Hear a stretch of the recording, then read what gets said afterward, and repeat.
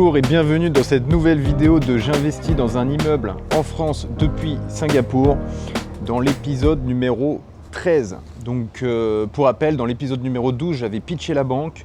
Depuis, j'ai eu un retour de celle-ci. Alors, j'ai pas eu encore d'offre définitive de prêt accordé, on va dire officiellement avec le papier, etc. Mais j'ai déjà eu une proposition d'offre par email qui pourrait constituer un début de projet. Donc, pour la faire simple, j'avais demandé en fait un financement avec 10 000 € de travaux. En fait, j'ai gonflé ce financement travaux à 80 000. Donc, je suis passé de 10 000 à 80 000. Donc, j'ai fait plus 70 000. Pourquoi ? Déjà, la banque me le proposait. Deux, donc la personne qui m'accompagne dans la partie fiscale, donc un docteur en droit fiscal, m'a recommandé de gonfler cette enveloppe pour optimiser la partie fiscalité sur le long terme. Donc c'est ce que j'ai fait et la banque a accepté. Donc en gros, la banque accepte de me financer à hauteur de en fait sur tout le projet.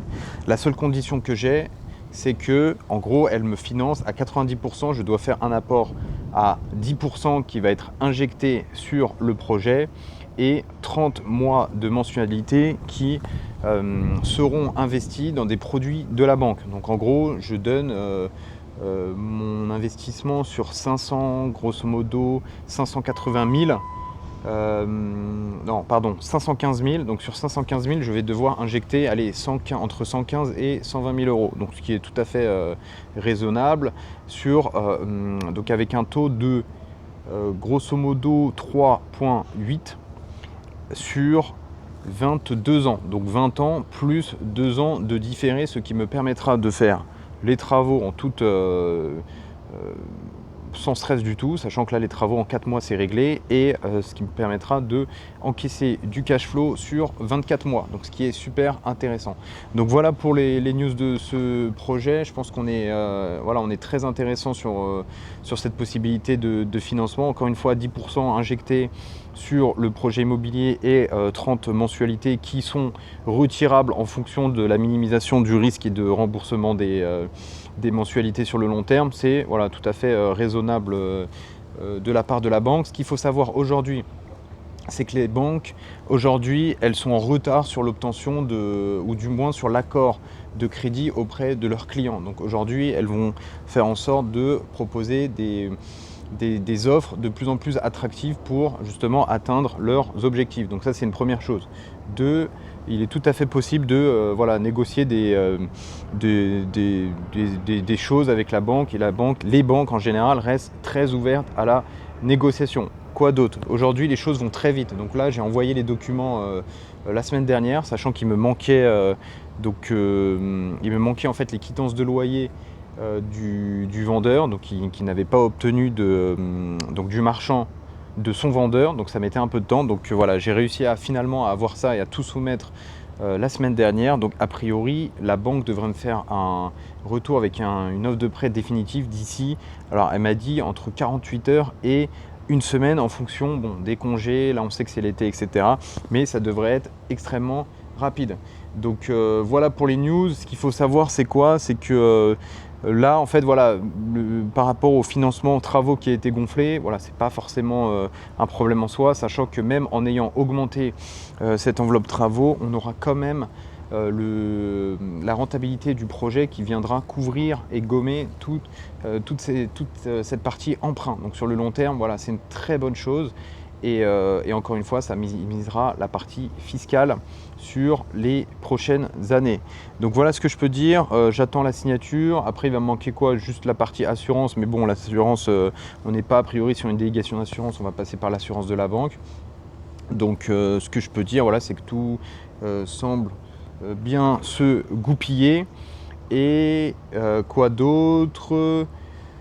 Donc c'est plutôt, on va dire, je vais pas dire simple, mais je m'attendais à plus de difficultés par rapport au financement du projet. Bon, j'ai présenté les choses, le business plan a été encore une fois très très solide. La banque a été étonnée, elle disait qu'il n'y avait pas d'autres clients qui avaient fait ça à l'heure actuelle en 2026, ce qui est quand même étonnant de ma part. Mais bon, ça prouve que le travail a été fait correctement. Quoi d'autre ? Donc j'ai parlé du financement, donc 20 ans plus 2 ans de différé, donc ouais, en gros ça fait 22 ans. Je m'attendais au moins minimum entre 23 et 25 ans, mais bon c'est pas grave, on fera comme ça. On va dire ça augmente les mensualités de remboursement et minimise le cash flow mensuel. Mais bon voilà, encore une fois, il n'y a pas que ça. Ce qu'il faut savoir, c'est que chaque mois il y a un remboursement de crédit qui est fait par les locataires, donc en automatique, c'est-à-dire que même sans cash flow, on a un bien qui se rembourse en automatique, donc ce qui est extrêmement intéressant, et il ne faut surtout pas négliger ça, parce que souvent il y a des personnes qui négligent ça au profit uniquement du cash flow, mais voilà, on a quand même un bien là à plusieurs milliers d'euros qui se remboursent automatiquement, et sur le long terme c'est quand même une création de richesse, sans parler du cash flow qui lui est un second niveau bonus, j'ai envie de dire. Donc voilà pour les news. Qu'est-ce que je peux dire de plus? Donc la next step, ça va être l'assurance. Bon, a priori par rapport au dossier que j'ai présenté, il n'y aura pas de bilan santé, etc. à faire, notamment par rapport à l'assurance. Donc voilà, dans le business plan que j'ai présenté, j'ai bien présenté le fait que je faisais du sport régulièrement, voilà, bilan santé annuel, etc. Donc a priori ça a été... Alors je ne sais pas si ça a permis de ne pas faire de bilan santé, etc. Mais a priori, j'aurais pas cette partie-là à faire sur la partie assurance.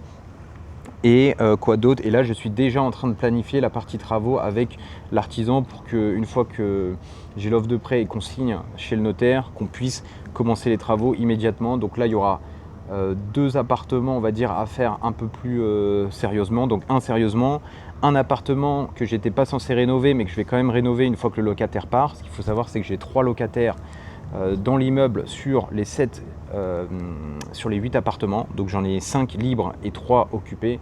Donc là, dans les travaux que j'ai inclus un appartement que je vais rénover, on va dire, de fond en comble, alors que c'était pas quelque chose que j'avais pricé au départ. Donc voilà, et donc en excluant ce nouvel appartement à rénover, ce qu'il faut savoir, c'est que tous les appartements, on va dire, qui seront donc sur les 5 appartements, 4 appartements qui seront rénovés d'une manière, on va dire, simple, rénovation, on va dire, peinture, etc. Et un autre appart, on va tout refaire, la plomberie, l'électricité, etc. Avec l'artisan, on a planifié 4 mois. Donc, c'est-à-dire, si on arrive à lancer les travaux en septembre, donc septembre, octobre, novembre, décembre, d'ici décembre, j'aurai les 5 appartements rénovés en attente du 6e lors du départ du locataire. Ce qu'il faut savoir également, ce que j'ai appris avec la quittance là, des loyers que j'ai reçus des locataires, c'est que les 3 locataires qui sont en place là dans l'immeuble, ils sont gérés par une association. Donc c'est pas grave, l'association paye.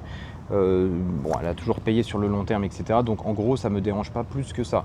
Mais ce qu'il faut savoir, c'est que les autres locataires que moi je vais mettre en place, donc les 5 autres, je les mettrai pas donc ils seront pas gérés par la partie association, ce qui me permettra moi de mettre les loyers que je veux en fonction de la qualité de rénovation que j'aurai fait.